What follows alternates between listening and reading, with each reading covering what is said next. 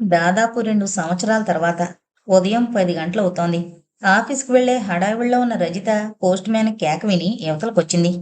ఒక కవరు ఆమె చేతిలో పెట్టి వెళ్ళిపోయాడు పోస్టు బంట్రోతు. కవరు మీద అడ్రస్ చూస్తూనే అది తండ్రి దస్తూరి అని గ్రహించుకుంది రజిత. నిన్ననే కదా డాడీ దగ్గర నుండి ఉత్తరం వచ్చింది. మళ్ళీ ఇవాళే కవరు ఉత్తరం రాసేటన్ని సంగతులు ఏమున్నాయి అనుకుంటూనే కవర్లోంచి లోపల కాగితం పైకి తీసింది. తండ్రే రాశారు. అట్టే పెద్ద ఉత్తరం కూడా కాదు. 10 పంక్తులున్నాయంతే. హనుమంతరావు గారు రేపు మధ్యాహ్నం విజయవాడ వస్తున్నారు. ఆయన గెస్ట్ హౌస్‌లో దిగుతారు. నువ్వెళ్ళి ఆయన్ని చూసిరా అన్నది ఆ ఉత్తరం సారాంశం. ఓ అంకులొస్తున్నారన్నమాట అనుకుంది రజిత. హనుమంతరావు గారు రావుగారి కుటుంబానికి చాలా సంవత్సరాల నుండి పరిచయం. కేవలం పరిచయమే కాదు, వాళ్ళంతా ఆయన్ని ఇంట్లో మనిషిగానే చూస్తారు. పిల్లలంతా ఆయన్ని అంకుల్ అంకుల్ అంటూ చనువుగా ఆయన చుట్టూ తిరుగుతారు. హనుమంతరావు గారికి ప్రత్యేకం ఒక ఉద్యోగం అంటూ లేదు కానీ చాలా బిజినెస్ కంపెనీల్లో పెద్ద పెద్ద వాటాలున్నాయి. అన్ని రంగాల్లోనూ పలుకుబడి బాగా ఉన్న వ్యక్తి. రావు గారి కుటుంబానికి ఆయన ఎన్నో సమయాల్లో ఎన్నో విధాలుగా సహాయం చేశారు. ఒకసారి రావుగారి ఆఫీసులో ఆయనంటే కిట్టని వాళ్ళు కొంతమంది చేరి ఆయన మీద ఏవేవో చార్జెస్ ఫ్రేమ్ చేసి పై వాళ్ళకి రిపోర్ట్ చేశారు. ఆ పై అధికారి కూడా రావుగారంటే కాస్త కడుపు మంట ఉండడం వల్ల ఆయన మీద ఎలాగైనా దెబ్బతీయాలని సమయం కోసం కాచుకునున్నారు. ఇంకా ఈ అదును చిక్కేసరికి ఆ రిపోర్ట్లో ఉన్న నిజానిజాలు తెలుసుకోకుండానే ఎలాంటి ఎంక్వైరీ జరపకుండానే ఆయన్ని డిస్మిస్ చేసేయాలి అన్నంత దాకా పోయాయి ఆ అధికారి ఆలోచనలు. పరిస్థితి అంతా ఆకలింపు చేసుకున్న రావుగారు తిన్నగా వెళ్ళి ఈ హనుమంతరావు గారితో మొరపెట్టుకున్నారు. ఇంకా ఈ హనుమంతరావు గారు కలగజేసుకున్నాక ఆ ఆఫీసులో పై అధికారి గాని కింద వాళ్ళవి గాని ఆటలు సాగలేదు. న్యాయంగా ఎంక్వైరీ జరిపించారు. రావు గారి తప్పు ఏం లేదని తేలిపోయింది. కేవలం అనుమానం మీద కంప్లైంట్ ఇచ్చినందుకు వాళ్ళని సస్పెండ్ చేసి నిజానిజాలు తెలుసుకోకుండా యాక్షన్ తీసుకోదలిచినందుకు ఆ పై ఆఫీసర్కి రిపర్షన్ ఆర్డర్‌తో పాటు ఒక మన్య ప్రాంతానికి ట్రాన్స్‌ఫర్ ఆర్డర్ కూడా ఇచ్చారు. ఆ సందర్భంగా హనుమంతరావు గారు ఆ కుటుంబానికి చేసిన సహాయం వాళ్ళ జీవితంలో మరిచిపోలేంది. అధికార వర్గాల్లో ఆయనకి గల పలుకుబడికి ఇదొక నిదర్శనం. ఆ తర్వాత ఒకసారి రావు గారికి ఢిల్లీ ట్రాన్స్‌ఫర్ అవుతుంది అనుకున్నారు. ఎక్కడ రాజమండ్రి, ఎక్కడ ఢిల్లీ. రాజప్రసాదం లాంటి స్వంతింట్లో ఉంటూ, స్వంత పొలంలో పండిన బియ్యం తింటూ, స్వంత తోటల్లో పండిన పళ్ళు, ఫలాలు అనుభవిస్తూ, వచ్చిన జీతంతో పై ఖర్చులు వెళ్లదీసుకుంటూ ఒక విధంగా జమీందారీ హోదా అనుభవిస్తున్నారు. మరి ఢిల్లీ వెళితే ఇంతిల్లు కావాలంటే ఆయన నెల జీతం మొత్తం అంతా అద్దెకే చెల్లించాల్సి ఉంటుందేమో. ఈ ఊళ్ళో రాజులా బ్రతికిన తాము అక్కడొక సామాన్య సంసారిలా బ్రతకాలి అని భయపడిపోయారు. ఎన్ని ప్రయత్నాలు చేసినా ఆ ట్రాన్స్ఫర్ క్యాన్సిల్ కాదని అనుకున్నారు. అలాంటి సమయంలో హనుమంతరావు గారు కలగజేసుకుని ఆ ట్రాన్స్ఫర్ తప్పించడమే కాదు, రాజమండ్రి ఆఫీసులోనే ప్రమోషన్ వచ్చేలా చేశారు. అంత దాకా ఎందుకు? హనుమంతరావు గారి సహాయమే లేకపోతే రజితకంత త్వరగా ఉద్యోగం దొరికేది కాదు. ఎంతోమంది ఫస్ట్ క్లాసు పోస్ట్ గ్రాడ్యుయేట్లు అప్లై చేసిన ఆ ఉద్యోగానికి కేవలం థర్డ్ క్లాసు గ్రాడ్యుయేట్ అయిన రజిత సెలెక్ట్ కావడం కేవలం హనుమంతరావు గారి పలుకుబడి వల్లనే. ఆ అంకుల్ ఏదో పని మీద తనుంటున్న ఊరొస్తున్నారన్న వార్త రజితకి అపరిమితమైన ఆనందాన్ని కలిగించడమే కాక, గతంలో ఆయన తన కుటుంబానికి చేసిన ఉపకారాలన్నీ మరోసారి గుర్తుకొచ్చేలా చేసింది. అంకుల్ ఎన్నాళ్ళుంటారో, వీలైతే ఆయన్ని భోజనానికి పిలవాలి. ఒకవేళ టైం లేదు వెళ్ళిపోతానంటారేమో. మధ్యాహ్నం వెళ్ళినప్పుడే ఇన్ని పళ్ళు, స్వీట్సు తీసుకుని వెళ్ళాలి అనుకుంటూ ఆయనొచ్చే తేదీ నిర్ధారణ చేసుకోవడానికి మరోసారి ఉత్తరం చూసింది. తండ్రి నిన్న రాసిన ఉత్తరం అది. రేపొస్తున్నారు అనుంది. అంటే అంకులొచ్చేది ఈ రోజే అనుకుని, ఒకసారి ఆఫీస్‌కి వెళ్ళి కాసేపు కూర్చుని, తర్వాత పర్మిషన్ తీసుకునొచ్చేస్తే సరి అనుకుని, గబగబా ఇల్లు తాళం పెట్టి బయలుదేరింది. ఆఫీస్‌లో అర్జెంటుగా అటెండ్ కావాల్సిన పేపర్లు చూసేసరికే మధ్యాహ్నం 12 గంటలయింది. అప్పుడు ఆఫీసర్‌ని అడిగి పర్మిషన్ తీసుకుని ఇంటికి బయలుదేరింది. దారిలో మార్కెట్లో ఒక డజను యాపిల్ పళ్ళు తీసుకుంది. అంకుల్‌కి ఇష్టమని అరకిలో పాలకోవా బిళ్ళలు తీసుకుంది. ఇంటికొచ్చి గబగబా ఒక కప్పు కాఫీ కలుపుకుని తాగి, మొహం కడుక్కుని, బట్టలు మార్చుకుని తయారయ్యేసరికి టైము 2 దాటుతోంది. ఆయన ఈ సమయంలో గెస్ట్ హౌస్‌లో ఉన్నారో, ఎక్కడికైనా వెళ్లారో ఫోన్ చేసి కనుక్కుందాం అనిపించింది. కానీ తన రూమ్‌లో టెలిఫోన్ లేదు. ఇంటి వాళ్ళ ఇంట్లో కానీ, చుట్టుపక్కల దగ్గరలో కానీ టెలిఫోన్ లేదు. ఒక ఫర్లాంగు దూరం వెళ్లి అక్కడి నుంచి ఫోన్ చేసే బదులు తిన్నగా గెస్ట్ హౌస్‌కే వెళ్ళిపోతే తీరిపోతుందేమో.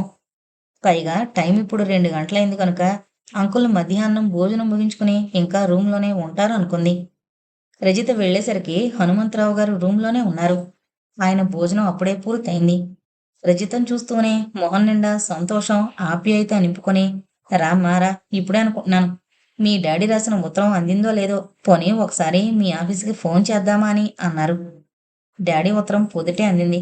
అందుకనే మధ్యాహ్నం ఆఫీసులో పర్మిషన్ తీసుకుని వచ్చేశాను అని రజిత చెప్తుంటే, కబుర్లు తర్వాత కానీ ముందు భోజనం చేద్దువు గాని అంటూ ఆయన బాయ్ని పిలవబోతుంటే, నా భోజనం అయిపోయింది అంకుల్ అంది రజిత.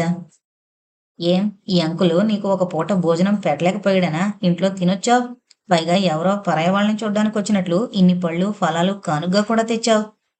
టేబుల్ పక్కన ఆమె పెట్టిన ప్లాస్టిక్ సజ్జలో పళ్ళు, కోవా బిళ్ళల ప్యాకెట్టు చూస్తూ చనువుగా మందలించారు. అది కాదంకుల్, నేను రోజు ఆఫీస్కి వెళ్లే ముందు అంటే 9:30కే భోజనం చేసేస్తాను. మధ్యాహ్నం లంచ్ అవర్లో అక్కడ హోటల్ నుండి టిఫిన్ ఏదైనా తెప్పించుకుంటాను. మధ్యాహ్నం అన్నానికి ఇంటికొచ్చి వెళ్ళాలంటే కుదరదు. అయితే ఇవాళ టిఫిన్ తినట్లు లేదు. నీ ముఖమే చెప్తోంది. ఉండి తెప్పిస్తాను అని ఆమె వారిస్తున్నా వినకుండా బాయ్ని పిలిచి ఆమెకి మసాలా దోశ, కాఫీ తెచ్చిపెట్టమని చెప్పారు. బాయ్ వెళ్ళిపోయాక, నేనైతే మీ ఇంట్లో స్వంత మనిషిలా రోజులకు రోజులు మకాం వేసి సుష్టిగా భోజనం చేసిస్తుంటాను. నువ్విక్కడ ఒక పూట టిఫిన్ తినడానికి ఇంత మొహమాట పడుతున్నావేమిటి అని మందలిస్తూ ఆమె తెచ్చిన ప్యాకెట్ విప్పి ఒక కోవా బిళ్ళ తన నోట్లో వేసుకుని అక్కడే టేబుల్ మీదున్న గాజు ప్లేట్లో 4 బిళ్ళలు పెట్టి చాకు తీసుకుని యాపిల్ పండు కొయ్యబోతుంటే, నేను కోస్తాను ఇటివ్వండి అంటూ చేయి జాపింది రజిత. ఈ కాస్త పని చేస్తే మీ అంకులేమీ అరిగిపోరు గాని నువ్వు ముందు అవి తిను, ఈలోగా బాయ్ టిఫిన్ తెస్తాడు అన్నారాయన. రజిత మరేమీ అనకుండా టిఫిన్ తిని కాఫీ తాగింది.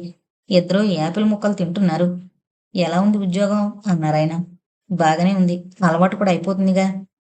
అవునులే, 2 ఏళ్లు కావస్తోందిగా నువ్వు ఇందులో చేరి. కాలం ఎంత త్వరగా పరిగెడుతుందో చూడు. అయితే ఇంకా రమేష్లో మరి మార్పు రానట్లే. ఆ సంభాషణ పెంచడం ఇష్టం లేనిదాల్లా తల వంచుకుంది రజిత. నీ పిల్లలు మాత్రం ఆణిముత్యాలనుకో. ఇద్దరికిద్దరు వాళ్ళ క్లాసుల్లో ఫస్ట్ మార్కులు మరొకరికి దక్కకుండా వాళ్లే కొట్టేస్తుంటారు. అవును, ప్రతి నెల ప్రోగ్రెస్ కార్డు రాగానే మార్కులన్నీ నాకు రాస్తుంటారు. ఏదో వాళ్ళు శ్రద్ధగా చదువుకుని వృద్ధిలోకి వస్తే నాకు అంతకన్నా ఏం కావాలి. అప్పుడే వేదాంతం మాట్లాడేస్తున్నావే నవ్వారు హనుమంతరావు గారు. వేదాంతం కాక నాకు ఇంకేముంది? ఇదిగో, నువ్విలా పురాణ కాల స్త్రీలా మాట్లాడితే నాకు కోపం వస్తుంది. ఆడదానికి సంసారం ఒకటే ముఖ్యం కాదు. అది నిలుపుకోవడానికి ఎన్ని అవమానాలైనా భరించి ఉండనక్కర్లేదు అని ధైర్యంగా మాట్లాడే నువ్వే ఇలా నీళ్లు కారిపోతే ఎలా? నువ్వు ఎంత పెద్ద పదవికి వెళ్లాలో, ఎన్ని గౌరవాలు పొందాలో అవన్నీ నాకు వదిలేయ్. థ్యాంక్ యూ అంకుల్ అంది రజిత చిన్నగా నవ్వుతూ. నేను ఇప్పుడు ఒక పని మీద బయటకు వెళుతున్నాను. ఒక గంటలో తిరిగి వచ్చేస్తాను. నీతో చాలా మాట్లాడాల్సి కూడా ఉంది. ఈ వాల్టికి ఎలాగా ఇంకా ఆఫీస్కి వెళ్ళక్కర్లేదు కనుక నేను వచ్చేదాకా కూర్చో అన్నారు. స్టాండ్ మీదున్న కండువా తీసి భుజం మీద వేసుకుంటూ, ఇక్కడ నాకు ఒక్కదానికి ఏం తోస్తుంది అంకుల్, నేను ఇంటికి వెళ్ళిపోతాను. అసలు నేను వచ్చింది ఎందుకంటే ఇవాళ రాత్రి గాని లేకపోతే రేపు ఉదయం కానీ మిమ్మల్ని మా ఇంటికి భోజనానికి పిలవాలని అంది రజిత లేచి నిలబడుతూ. పిచ్చిపిల్ల, నువ్వు నన్ను భోజనానికి పిలిచి మర్యాద చేయడం ఏంటి? అంతకైతే ఇద్దరం కలిసి ఏ హోటల్కైనా వెళ్ళి తిందాం అని వాత్సల్యపూరితంగా ఆమె భుజం పట్టుకుని మళ్ళీ కుర్చీలో కూర్చోబెడుతూ, చెప్పానుగా, నీతో మాట్లాడాల్సింది చాలా ఉంది. నేను వచ్చిందాకా వెళ్ళిపోకు. కాలక్షేపానికి కావలిస్తే కుర్రాన్ని పంపించి ఏ పుస్తకమైనా తెప్పించుకో బజార్ నుంచి. లేకపోతే ఇదిగో ఇవాల్టి పేపరు అని టేబుల్ మీదున్న పేపర్ చూపించి ఆయన బయటికి వెళ్ళిపోయారు. అంకుల్ అంత గట్టిగా చెబుతున్నారు కనుక అదేదో ముఖ్యమైన విషయమే అయి ఉంటుంది. ఒకవేళ నా ప్రమోషన్ గురించేమో. అంత అవసరమైన పనేది లేకపోతే అసలు డాడీ నాకు ప్రత్యేకంగా ఉత్తరం రాయనే రాయరు అనుకుంటూ పేపరు చేతిలోకి తీసుకుంది రజిత. ఒక అరగంట ఇదేది చదివేసరికి విసుగనిపించింది. పేపరు మడిచి బల్ల మీద పెట్టేసింది. అంకుల్ ఒక గంట అన్నారు, కానీ వెళ్ళిన పని త్వరగా అయిపోతే అరగంటలో వచ్చినా రావచ్చు. నన్ను ఇక్కడ వెయిట్ చేస్తుండమని చెప్పి వెళ్ళిన మనిషి సాధ్యమైనంత త్వరలో పని పూర్తి చేసుకుని వస్తారు, కానీ ఆలస్యం చేయరు. ఆయన మాట్లాడాలి అన్న ముఖ్యమైన విషయం ఏమై ఉంటుంది అనుకుంటూ నిమిషాలు లెక్కబెట్టుకుంటూ కూర్చుంది రజిత. ఆయన అన్న గంట గడిచి మరో గంట కూడా దాటిపోయింది. ఇంతలో గదిలో ఫోన్ మోగింది. వెళ్ళి రిసీవర్ తీసుకుంది. హలో అంది. నేనేనమ్మా, ఏం చేస్తున్నావు? బాగా బోరు కొడుతోందా అన్నారు అవతల నుండి హనుమంతరావు గారు. బోరేం లేదు కానీ అయిపోయిందా మీ పని? లేదమ్మా, అందుకే కంగారు పడతావేమోనని ఫోన్ చేస్తున్నాను.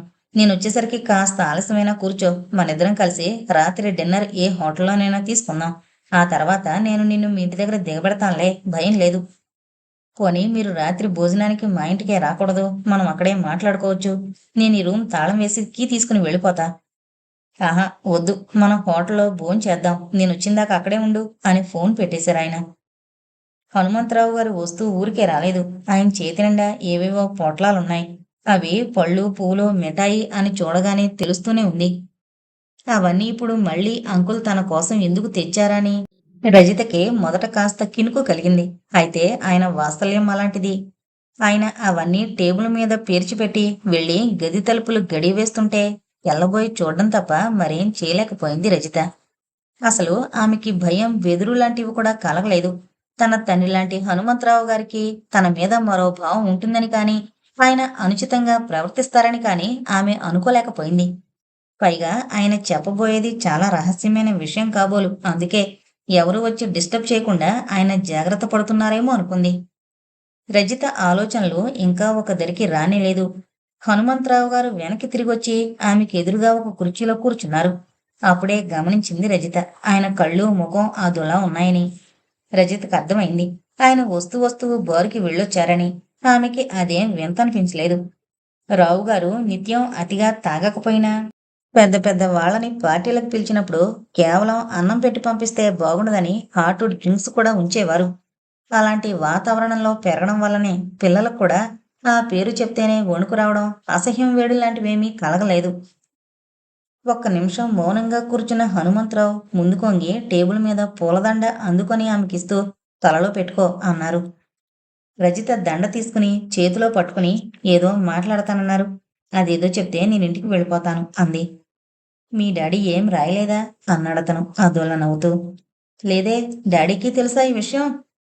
ఆ మాత్రం గ్రహించుకోగలళ్లే అంటూ లేచి ఆమె చేతిలో పూలమాలందుకుని స్వయంగా ఆమె తలలో ముడవబోతుంటే రజిత చటుక్కున లేచి నిలబడి ఏంటిదంకుల్ అంది విసుగ్గా.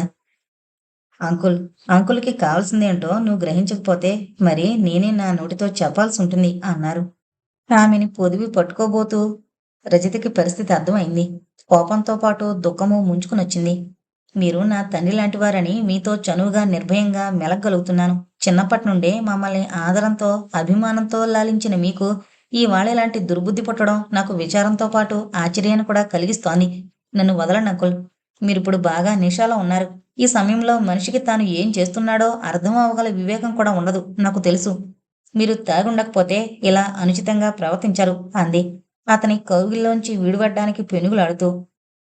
నీ ఏడుపుకి, నీతి బోధకి కరిగిపోయే బలహీనత నాలో ఉండకూడదని నిన్ను ఎదిరించైనా నా కోరిక తీర్చుకోగల శక్తి నాకు ఉండాలనే నేను తాగొచ్చాను. తెలుసా? ఇవాళ నువ్వు నా కోరిక తీర్చకుండా ఇంటికి వెళ్ళలేవు. ఆ భాగ్యానికి ఈ సందర్భాన్ని బీభత్సంగా మార్చకుండా సరదాగా, ఆనందంగా నా కోరిక తీర్చు. నెల తిరిగేసరికి నీకు ప్రమోషన్ వస్తుంది. నీకు తెలీదేమో, ఈ హనుమంతరావు ఎవరికీ ఊరికే అంటే ఎలాంటి ప్రతిఫలం లేకుండా ఏ సహాయం చేయడు. అంతేకాదు, ఒక్కో సమయంలో ఎవరి దగ్గర నుండైనా తను పొందిన దానికి రెట్టింపు ప్రతిఫలం కూడా ముట్టజెప్తాడు. నా రుణం ఒకరికొద్దు, ఒకరు రుణం నాకు వద్దు అన్న పాలసీ అంటూనే చటుక్కున ముందుకొంగి ఆమె పెదవులు ముద్దు పెట్టుకున్నాడు. రజిత తోకతొక్కిన తాచులా కళ్ళల్లో నుండి నిప్పులు రాలుస్తూ చేయి చాచి శక్తి కొద్దీ ఒక చెంపదెబ్బ కొట్టింది. అది హనుమంతరావు ఎదురు చూడని హఠాత్ సంఘటన. ఒక్కసారి ఆయన గోబ గుయ్యమని కళ్ళు బైర్లు కమ్మినట్లయింది. ఆయనకి తెలియకుండానే ఆయన చేతులకున్న పట్టు కాస్త సడలిపోయింది. ఆ అవకాశం దైవం తనకి తోడ్పడుతున్న తరుణంగానే భావించి రజిత ఒక్క ఉదుటున ముందుకొచ్చి తలుపు దగ్గరికి పరిగెత్తబోయింది. కాని ఆమె చూసుకోలేదు. ఆమె కొంగు అతని చేతిలోనే ఉండిపోయింది. ఆ పిడికిల్ని మరింత బిగిస్తూ చివరికి నన్ను కొట్టేదాని అంతటి దానివయ్యావు. నన్ను ఎదిరించే శక్తి మీ నాన్నకే లేకపోయేది. అలాంటిది నువ్వింత తెగిస్తావా? మీ నాన్నని ఈ స్థితికి తెచ్చిందెవరనుకున్నావు? నా సహాయమే లేకపోతే మీరంతా ఇవాళ మామూలు సంసారులా కాలక్షేపం చేయాల్సొచ్చేది. ఈ విషయం తెలిసినవాడు కాబట్టి మీ నాన్న నా అభిప్రాయం అర్థం చేసుకుని కూడా మెదలకుండా ఊరుకున్నాడు. పొందిన సహాయానికి ప్రతిఫలం ముట్టజెప్పడం ఎలాగో, ఒకరు రుణం తీర్చుకోవడం ఎలాగో వాడికి తెలిసినట్లు మీకెవరికీ తెలీదు. అతని పొట్టు నుండి విడిపించుకోవడానికి పెనుగులాడుతూనే ఆ మాటలు వింటున్న రజితకి తన కాళ్ళ కింద భూమి కుంగిపోతున్నట్టు, తన చుట్టూ ఉన్న ప్రపంచం గిరున తిరుగుతున్నట్లు అనిపించింది. ఇన్ని సంవత్సరాలు అంత చనువుగా తిరిగి తామందరి మీద పుత్రికా వాత్సల్యం చూపించిన ఈ హనుమంతరావుకి ఈనాడు ఇలాంటి దుర్బుద్ధి పుట్టి తనని కోరి రావడం కంటే ఎన్నో రెట్లు బాధ, దుఃఖం తన తండ్రి ప్రవర్తన వల్ల కలిగాయి. ఈనాడు ఇతడు ఇక్కడికి ఈ ఉద్దేశంతో వస్తున్నాడని తెలిసి కూడా తనని ఆ ఆపద నుండి రక్షించడానికి స్వయంగా రాకపోగా అంకుల్ దగ్గరికి ఆ గెస్ట్ హౌస్కి వెళ్ళు అని తనకి రాసినందుకు ఆమెకు అపరిమితమైన దుఃఖం కలిగింది. ఆ దుఃఖంతో మళ్ళీ దీనంగా ప్రార్థించబోయింది. అంకుల్, నన్ను వదిలిపెట్టండి. మీ కూతురికే ఇలాంటి అవమానం జరిగితే మీకెలా ఉంటుందో ఒకసారి ఊహించుకోండి అంది ఏడుస్తూ. నాకు పెళ్ళే కాలేదన్న సంగతి నీకు తెలీదా? ఇంకా కూతుళ్ళు ఎక్కడి నుంచి వస్తారు? నువ్వైనా సంతోషంగా నా కోరిక మన్నిస్తావనుకున్నాను. ఈ రాత్రంతా నిన్ను ఇక్కడే ఉంచేసుకుని రేపు ఉదయం మీ ఇంట్లో దిగబెడదామనుకున్నాను. అందుకే ఎన్నో పళ్ళు పలహారాలు తీసుకొచ్చాను. రాత్రి 9 గంటలకి క్యారియర్ పంపించమని కూడా హోటల్లో చెప్పొచ్చాను. కానీ నీ ధోరణి చూస్తే చిత్రంగా ఉంది. నా జీవితంలో ఇంతవరకు నేను కావాలి అనుకున్న వారంతా అది తమ అదృష్టంగా భావించి ఆనందంగా నా కోరిక తీర్చిన వారే తప్ప ఇలా నన్ను విసిగించిన వారెవరూ లేరు. ఇది ఒక కొత్త అనుభవం అంటూ ఆమెనింకా దగ్గరకు తీసుకున్నాడు. రాత్రి 9 గంటలకి ఇంటికి తిరిగి వచ్చిన రజిత తలుపులు గడియపెట్టి పడక మీద వాలిపోయింది. ఆమెకిప్పుడు ఏడుపు రావడం లేదు. ఉన్న కన్నీళ్లు ఆ గెస్ట్ హౌస్లోనే ఓడిపోయాయేమో అన్నట్లు తడారిపోయాయి. తలంతా దిమ్ముగా ఉంది. మెదడంతా ఏంటో శూన్యంగా, ఆలోచనాశక్తి కూడా నశించిపోయినట్లుగా ఉంది. కొద్ది క్షణాలు అలా నిర్జీవ ప్రతిమలా ఉండిపోయిన తర్వాత క్రమంగా హనుమంతరావు చెప్పిన మాటలు ఒక్కొక్కటే గుర్తుకు రాసాగాయి.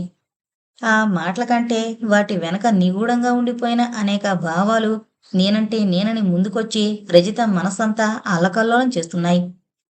హనుమంతరావు తన కుటుంబానికి ఎన్నో సంవత్సరాలుగా ఎన్నో ఉపకారాలు, సహాయాలు చేస్తున్నాడు. అవన్నీ ఒకెత్తు. అతను మొన్న వినోద్ విషయంలో చేసిన సహాయం ఒకెత్తు. ఆయన పూనుకుని మంత్రుల దాకా వెళ్లి మాట్లాడి రాకపోతే నిన్న మొన్న వ్యాపారంలో ప్రవేశించిన వినోద్కి అసలు అంతెందుకు, నిన్న మొన్న పుట్టిన వినోద్కి ఎన్నాళ్ళ నుండో వ్యాపారంలో తలలు నెరిసిన హేమహేమీలతో సమంగా పోటీ చేసి ఆ కాంట్రాక్టు దక్కించుకునే అవకాశం వచ్చేదా? ఆ వాళ్ళ డాడీ ఎంత సంతోషంగా రాశారు. ఈ కాంట్రాక్టు పూర్తయ్యేసరికి 1 సంవత్సరం పట్టొచ్చు. అయితేనేం ఇందులో నికరంగా 2 లక్షల రూపాయలు లాభం ఉంటుంది అని. అవును, 2 లక్షలు. ఎంతకాలం ఆయన సహాయం వల్ల వచ్చిన లాభంతో సమమేమో ఇది. అది వరకు తను పొందిన ప్రతి ఉపకారానికి ఏదో రీతిగా డాడీ ప్రతిఫలం ముట్టజెప్పేవారు. కానీ ఈ కొండంత సహాయానికి ఏం ప్రతిఫలంగా ముట్టజెప్పాలో ఆయనకేమీ తోచలేదేమో. అందుకే అంకుల్ అడిగిన దానికి మౌనంగా ఉండిపోయారు. ఆహా, మౌనంగా ఉండడం కాదు, తనని వలలో చిక్కుకునేలా చేసి అతని దగ్గరికి వెళ్ళమని స్వయంగా రాశారు. ఆలోచిస్తున్న రజిత ఒళ్ళు జలదరించింది. భగవంతుడా, ఇంత అన్యాయమా? కన్నతండ్రి స్వయంగా తన చేతులతో తన కూతురి మెడకి ఉరితాడు తగిలిస్తాడా? కన్నబిడ్డ మర్యాద, గౌరవం, కడకు శీలం కూడా ఆయనకి అంత చులకనైపోయాయా? కొడుకు బోగు కోసం, తాను ఉన్నత స్థితికి రావడం కోసం కూతురి జీవితాన్ని పణంగా పెడతాడా అనుకుంటున్న రజితకి ఒకసారి ఏదో తట్టినట్టయింది. ఇదే ఈ హనుమంతరావే కుముదని కాని ముదితని గాని కోరుంటే డాడీ అంగీకరించేవారా? అవును, ఆయనకి కూతుళ్ళంతా ఒకటే కదా అని అంగీకరించేవారేమో. కాదు, ఆయనకి కూతుళ్ళంతా ఒకటైనా వారి స్థితిగతుల్లో భేదాలు ఆయనకి మాత్రం తెలియవా? కుముదని గాని ముదితని గాని తన ఈ విధంగా పోవుగా ఉపయోగించుకోవాలంటే ఆయనకింత ధైర్యం, చొరవ ఉండదు. ఎందుకంటే ఒకవేళ ఆ విషయం వాళ్ళ మొగుళ్ళకి తెలిస్తే వాళ్ళు ఆగ్రహించి భార్యల్ని వదిలేయచ్చు. వాళ్ళ సంసార జీవితానికి, కుటుంబ మర్యాదకి దూరం కావచ్చు. కాని తనకేముంది? తను ఏనాడో భర్తని వదిలేసొచ్చింది కనుక ఇంకా ఆయనిప్పుడు కొత్తగా తనని వదిలేస్తాడని భయం లేదు. తను సంసారంతో తెగదింపులు చేసుకొచ్చినాడే తన మర్యాద పోయింది కనుక ఇంకిప్పుడు కొత్తగా పోయేది ఏమీ ఉండదు. రజిత కసిగా పిడికిళ్ళు బిగించి ముదురు కొట్టుకోసాగింది. జుట్టు పీక్కుంది. డాడీ, మిమ్మల్ని నమ్మి మీ గౌరవమే నా గౌరవం అన్న భావంతో ప్రేమించి పెళ్లి చేసుకున్న భర్తని అవమానించి స్థానభ్రష్టురాలైన నన్ను పూర్తిగా భ్రష్టురాలి చేశావా అనుకుంటుంటే ఆమె గుండెల్లోంచి మళ్ళీ ఒక్కసారి దుఃఖం పొంగొచ్చింది. డాడీ, మీకు నేనేం అపకారం చేశాను? మిమ్మల్ని ఆకాశమంత ఎత్తున కూర్చోబెట్టాను. మీకంటే, మీ మాటల కంటే ఈ ప్రపంచంలో నాకు ఇంకెవరు ఎక్కువ కారు అన్నట్లు ప్రవర్తించాను. అలాంటి నన్ను ఇంత అన్యాయం చేస్తారా? అవునులేండి, నమ్మొచ్చాను కనుకనే మీ బాగు కోసం, మీ కొడుకు అభివృద్ధిలోకి రావడం కోసం కన్న కూతురి నుదుట మీ చేత్తోనే పతిత అనే అక్షరాల్ని రాయగలిగారు. మీకింత గౌరవం ఇవ్వకుండా ఆనాడే నేను నా భర్త మాటనే మన్నించి ఉండుంటే గుండె బరువెక్కిపోతుంటే అరచేత్తో అదుముకుంటున్న రజితకి మరొక ఊహ కూడా వచ్చింది. ఇది ఇలా జరగబోతుంది అని మమ్మీకి తెలుసునా అని. డాడీ అంటే మగవాడు. ఇంట్లో వాళ్ళకి తెలియకపోయినా ఎన్నో సందర్భాల్లో ఇలాంటి ఆనందం అనుభవించడానికి అవకాశం ఉన్నవాడు. ఆయనకి ఈ బాధ అర్థం కాకపోవచ్చు.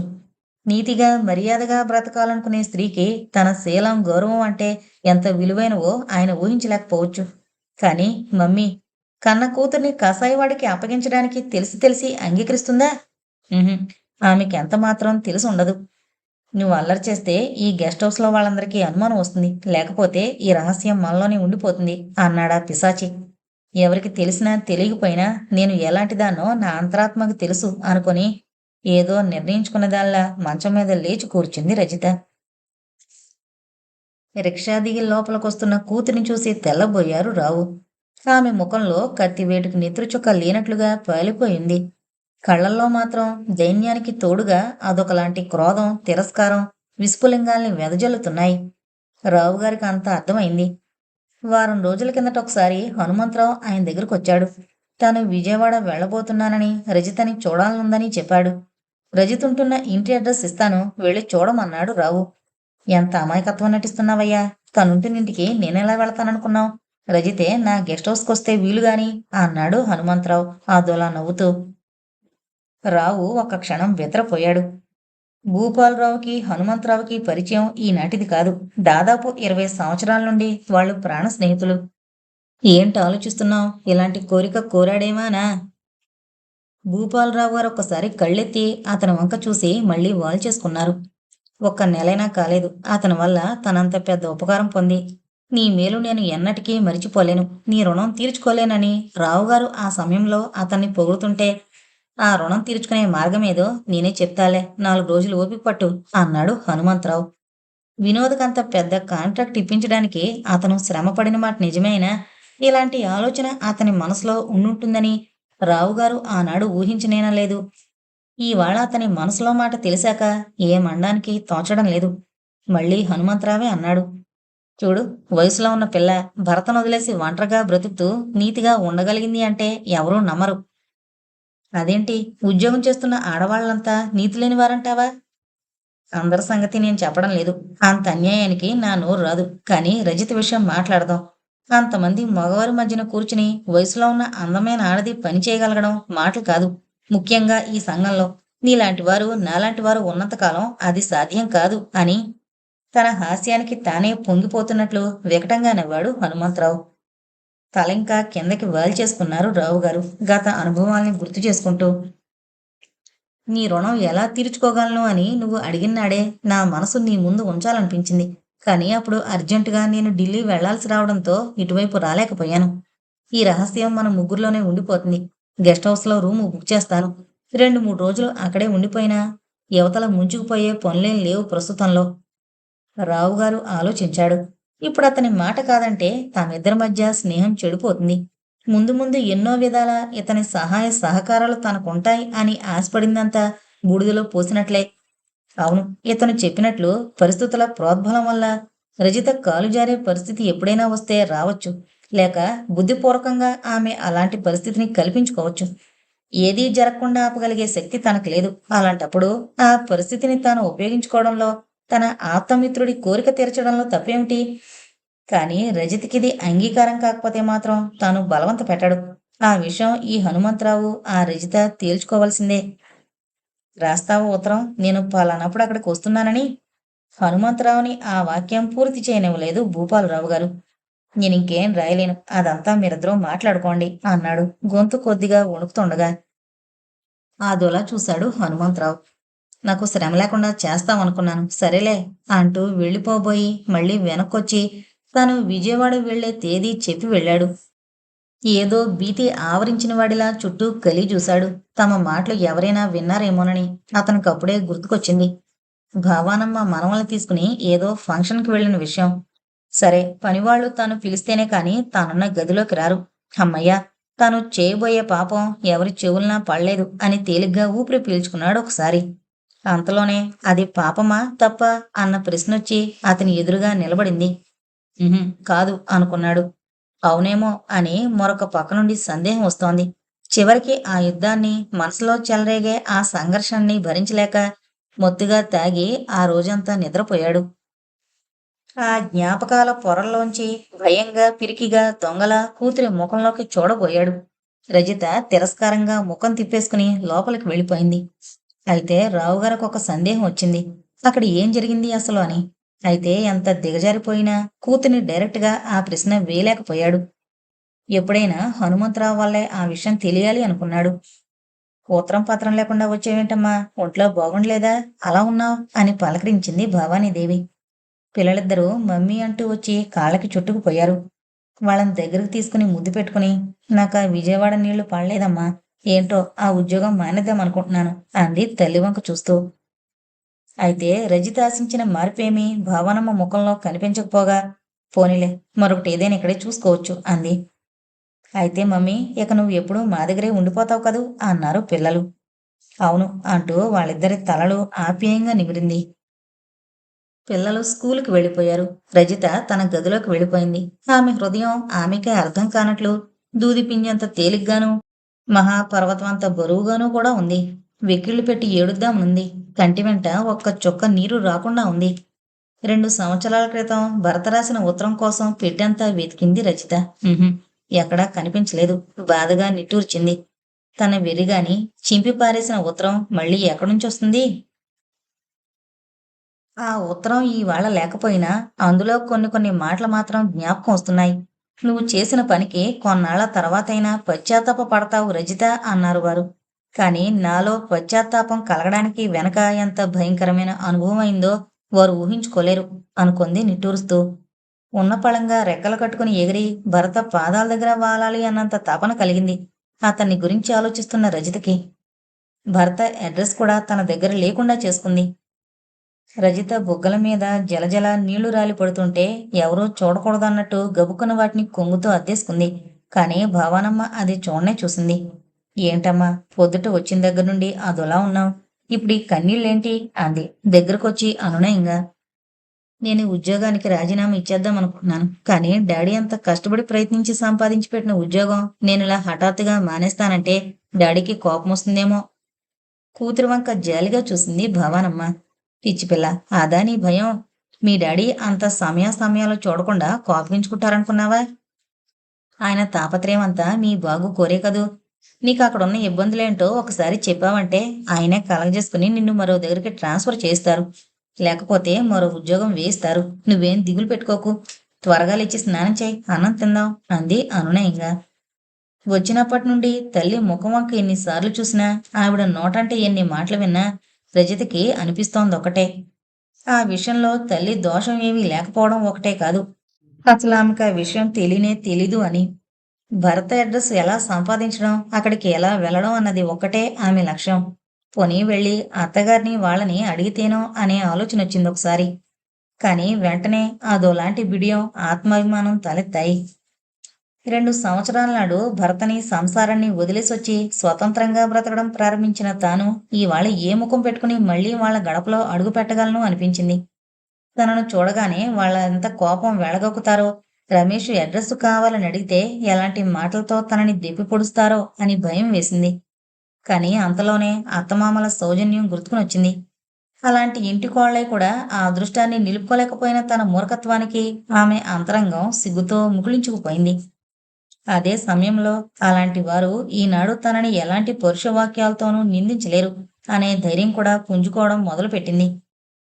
ఒకనాటి తన పంతం, పౌరుషం, ఆత్మవిశ్వాసం అన్నీ మరోసారి కళ్ళ ముందు మెదిలాయి. నిరాశగా నవ్వుకుంది రజిత.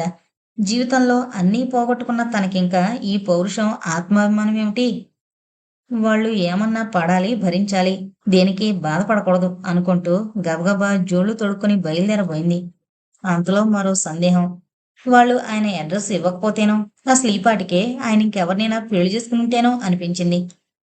ఏదైనా కాని వాళ్ళని ప్రాధేయపడో, భంగపడో వారి అడ్రస్ సంపాదిస్తాను. ఒక్కసారి వెళ్ళి వారిని కంటినిండా చూస్తాను.